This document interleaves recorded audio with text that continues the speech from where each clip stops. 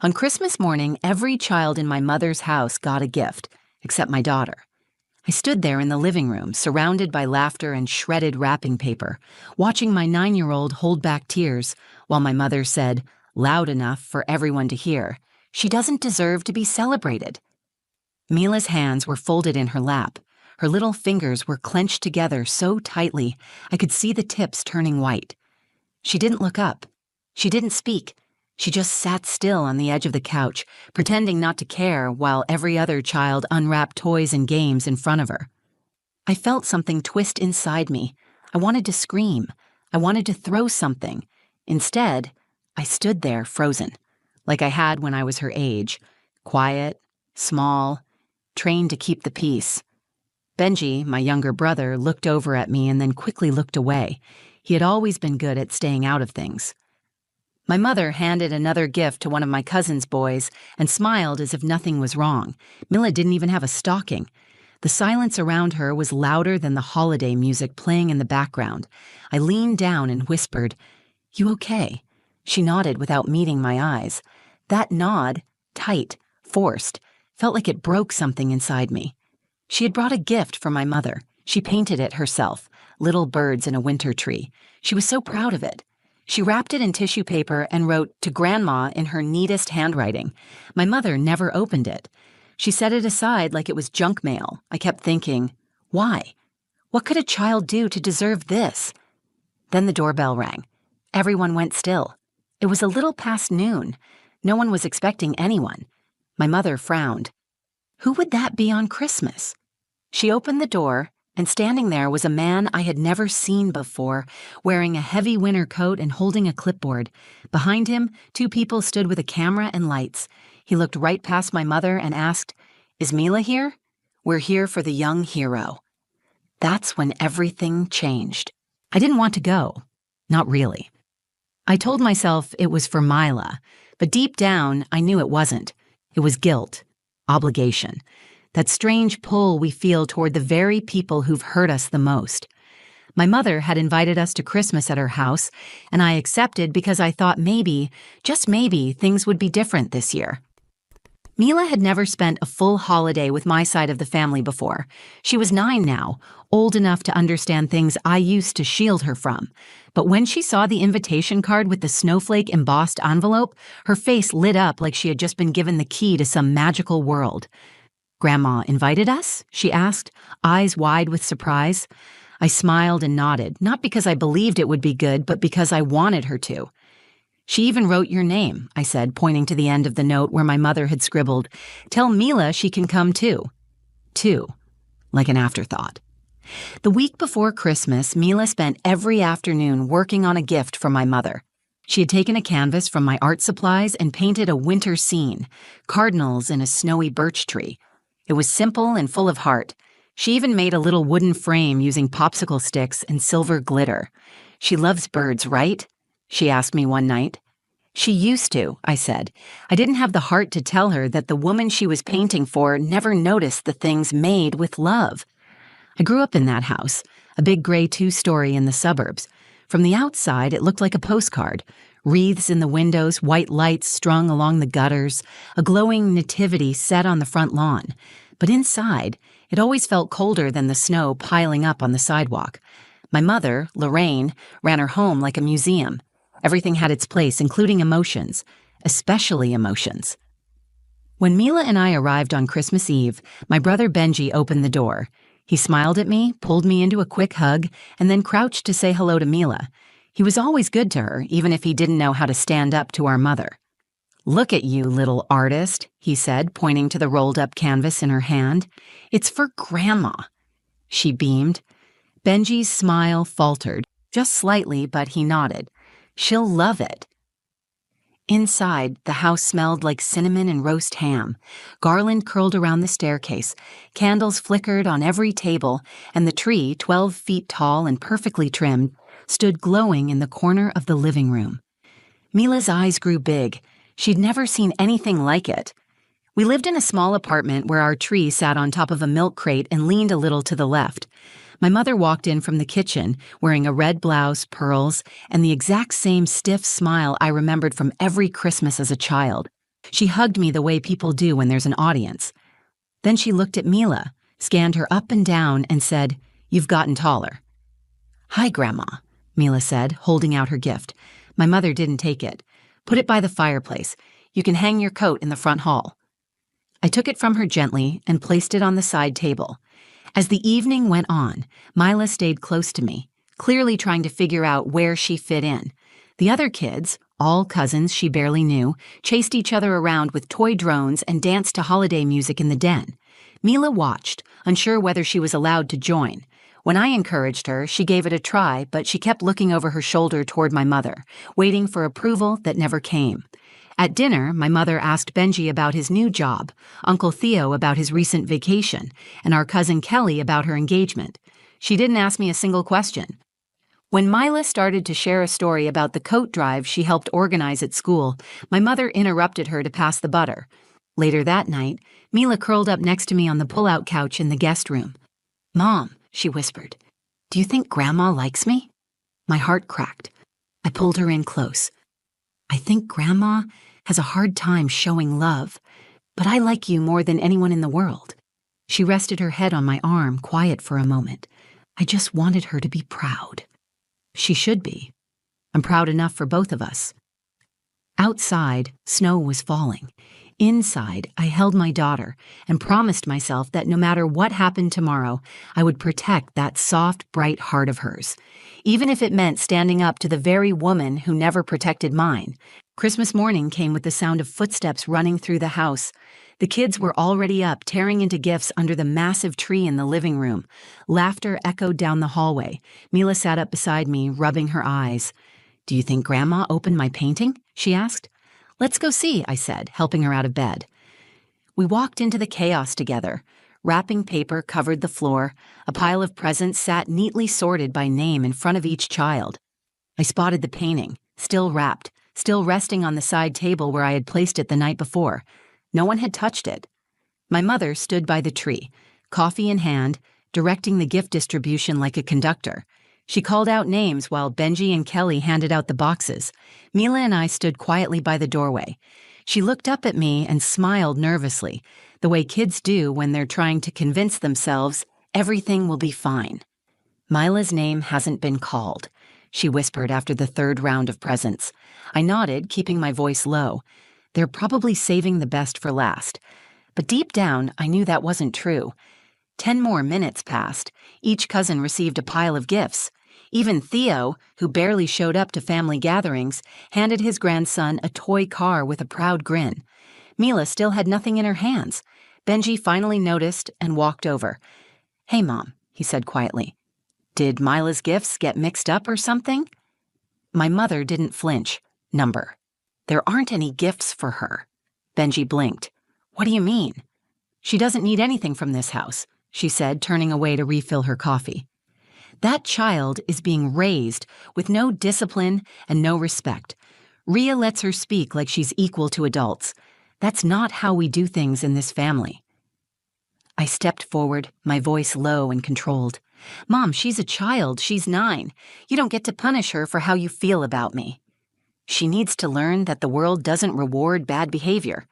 "What behavior are you talking about?" I asked, trying to keep my voice from shaking. "Because she made a painting for you? Because she's kind?" My mother turned and looked directly at Mila. "You don't get praise just for showing up. You don't deserve to be celebrated." I looked down at Mila. Her face was pale. Her lips were pressed into a tight line. Her eyes were glassy, but she didn't let a tear fall. She just stood there, hands at her sides, like she was trying to disappear. I wanted to pick her up and walk out right then, but I was frozen. The kind of frozen that comes when the pain is too familiar. I had stood in that exact spot as a child, hearing the same tone from the same mouth. It was like history was playing out all over again, only this time I wasn't the one being torn down. It was my daughter. Benji looked like he wanted to say something but didn't. He shifted uncomfortably, then offered Mila one of his gifts. "You can open this one," he said. "It's just a scarf, but it's warm." Mila shook her head and whispered, "It's okay." She walked to the couch and sat down alone. The kids went back to playing. The adults pretended nothing had happened. I stood there, fists clenched at my sides, my heart pounding in my chest. The urge to fight, to scream, to pull Mila into my arms and shield her from everything in that room was overwhelming. But I stayed still. I stayed still because I knew if I started, I wouldn't stop, and I couldn't make this moment worse for her. Later, when things quieted, I brought Mila her coat and motioned toward the front door. "Want to take a walk?" I asked. She nodded. We stepped outside into the snow. The world was quieter out there. The cold air bit at our cheeks, but at least we could breathe. We walked past the hedge and stood at the end of the driveway. Mila looked up at the sky, gray and heavy with more snow. Then she looked at me. "Is it because I'm not good enough?" she asked. I bent down to her level, placed both hands on her shoulders, and said, "No. You are good. You are kind. You are strong. And you are everything I wish I had been brave enough to be when I was your age." She nodded, but I saw how hard she was working not to cry. That's when we heard it. The doorbell rang. We turned around. Through the frosted glass, we saw my mother open the door. And there, on the porch, stood a man in a long coat, holding a clipboard, with two people behind him carrying cameras. Then he said the words, "I'll never forget." "We're here for the young hero. Is Mila here?" My mother stood frozen at the door, staring at the man on the porch like he had just interrupted a royal banquet. He held a clipboard in one hand and wore a navy winter coat zipped to his chin. Behind him, two people adjusted a shoulder camera and microphone gear. A small van sat idling in the driveway, its side marked with the logo of a local news station. The man cleared his throat. "We're with Everyday Champions. We're looking for a young girl named Mila. She's our December honoree." My mother blinked, still holding the door just halfway open. "Excuse me." She was nominated anonymously for her work with the Lincoln Elementary Coat Drive and for helping organize donations to the Willow Creek shelter. We received a letter and photos of her work, and after reviewing her story, we selected her as our Young Hero of the Month. From where we stood in the driveway, I could see Mila's confusion. She took a step back, clutching the sleeve of my coat. "Is this really for me?" she whispered. I bent down to her level. "Yes, baby, it's for you. Do you want to go meet them?" She nodded slowly, then reached out to take my hand. Her fingers were ice cold, but she held on tight. We walked together through the front gate and up the snowy path. The camera crew noticed us and began to set up quickly. The man with the clipboard smiled warmly and stepped forward. "You must be Mila," he said, kneeling slightly to her height. "We're so glad to meet you." Mila's voice was quiet but steady. "Hi. My name is Chris. This is Janelle and Rob," he said, gesturing to the crew behind him. "We just want to ask you a few questions and present you with something special. Is that all right?" Mila looked at me for reassurance. I gave her a small nod. Chris reached into his satchel and pulled out a shiny red gift bag with gold tissue paper poking from the top. Then he handed her a white envelope sealed with a gold sticker. "This is a gift from one of our local sponsors. And this," he said, pulling out a thick certificate with her name printed in bold letters, "is your Young Hero Award." Mila looked down at the certificate. She read her name out loud, her voice catching just slightly. "For making a difference through kindness, compassion, and courage." Her eyes lifted. She was still holding her breath. Chris crouched beside her and said, "You matter. What you did mattered, and we want the world to know that." Behind us, my mother stood stiff in the doorway. She hadn't spoken since opening the door. Her eyes moved between me, Mila, and the camera crew, like she was watching something unravel that she couldn't stop. No one was paying attention to her. For once, the room didn't revolve around her approval. Benji came outside, stepping around the camera cord. He looked at me, then at Mila. "Wait, is this for real?" I nodded. "She was nominated. Someone saw what she did at school." He smiled, pride slowly blooming on his face. "That's amazing, Mila." She smiled back at him. It was the first time that morning I saw her face soften. Janelle motioned toward the front yard. "Do you mind if we film her by the tree out here? The lighting's perfect." Mila looked at me again. "Do you want to?" I asked. She nodded. "Okay." The crew got into place, and Mila stood in front of the tall evergreen tree covered in snow. Chris handed her a small microphone. She held it like it was something precious. He asked her about the coat drive, how she got the idea, what made her want to help. "I just didn't want anyone to be cold," she said. We had coats at home we didn't need, so I asked my teacher if we could collect more. Her voice was small, but it carried, and it was sure. No hesitation, no apology. My eyes welled with tears. She wasn't just answering questions. She was standing tall in her truth. When they wrapped the interview, Chris leaned in and whispered something to her. Mila turned to me and said, "He asked if they can use it on the evening news." My mother finally stepped out onto the porch. "What kind of media stunt is this?" she asked sharply. Chris turned to her calmly. "It's not a stunt. It's recognition. She earned this." My mother's mouth opened, then closed. She didn't say another word. I put my arm around Mila and looked straight at her. "You didn't need this to prove anything, but I'm glad they see what I've always known." And for the first time that day, I saw my daughter believe it. We stood in the snow as the camera crew packed up their gear. Mila still clutched her award with both hands, her gloves slightly damp from the cold. She kept looking down at it, then back up at me, as if she were trying to make sure the moment was real and not something she had imagined. Chris walked over and shook my hand. "She's a special kid," he said. "This kind of kindness at her age, most adults haven't figured it out." I smiled. "She teaches me more than I teach her." As they finished loading the van, Chris turned to Mila one last time. "You're the reason this program exists," he said. "We'll air your segment next week. Keep making the world better." Mila nodded, her face calm and glowing. "Thank you." The van pulled out of the driveway. The camera crew waved as they drove away, leaving tire tracks in the soft snow. We turned back toward the house. I expected Mila to want to leave, to go home and wrap herself in a blanket far away from all of this. But she surprised me. "Can I go back inside?" she asked. "Are you sure?" I said. "We can go if you want." She stood up a little straighter. "I want to go in." So we did. Inside, the living room was quieter than before. Some of the kids were still playing with their toys, but the energy had shifted. Benji sat on the couch, phone in hand, probably already texting people about what had just happened. Lorraine was standing near the fireplace, arms crossed tightly, watching us. Mila walked straight past her.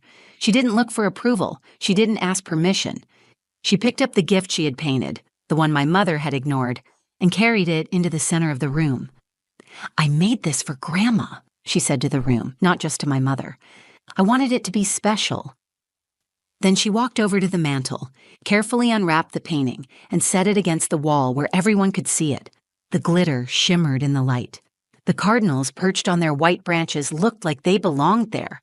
No one spoke for a moment. Then Kelly, my cousin, said, "That's beautiful, Mila." Benji stood up and added, "It's more thoughtful than anything I've ever given." A few others murmured agreement. One of the older cousins clapped lightly. Mila didn't smile. She didn't need to.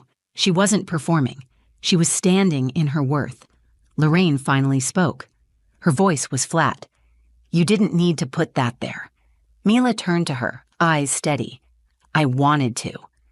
My mother didn't respond. She stared at the painting like it was something foreign. Like she couldn't recognize what was in front of her. I stepped in. "She's not asking you to love it. She's showing you who she is. You don't have to hang it up, but you don't get to make her feel invisible anymore." My voice was quiet, but it was firm. The room went still. No one interrupted. For once, no one came to my mother's defense. They just watched. Lorraine slowly turned away and walked into the kitchen without another word. I exhaled. Mila came over and took my hand again. She looked up at me, her cheeks pink from the cold, her eyes clear. "Can we stay a little longer?" she asked.